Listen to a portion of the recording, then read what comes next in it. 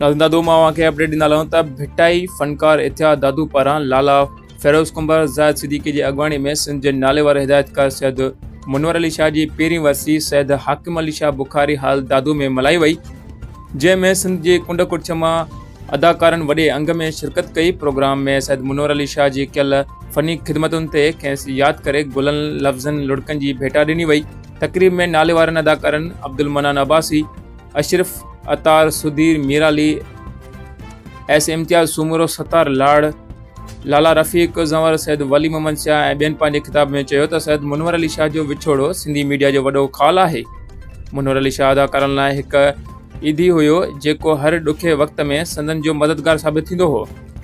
Programme में ज़िंदगी जे मुख़्तलिफ़ मकतबा फ़िक्र जी शख़्सियतुनि में सैयद मुनवर अली शाह एवार्ड साईं जे वॾे भाउ सैयद वली मोहम्मद शाह पारां ॾिना विया। आख़िर नूर कुंबर जे लिखियल स्टेज ड्रामो विछोड़ो लाला फेरोज़ कुंबर जे हिदायतकार हेठि पेश कयो वियो, जॾहिं त स्टेज जूं ज़िम्मेदारियूं असद कुरैशी सिंध फनकार वेलफेयर ट्रस्ट जोही जे हामिद लाशारी, राही रोशन पांवर, दिलीप कुमार ओड ऐं रोशन जान मेमण संभालियूं।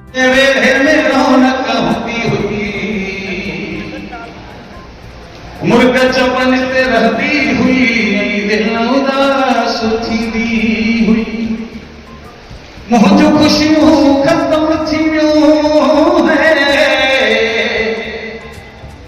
मुझो खुशियों खत्म थी है नुक़सान थी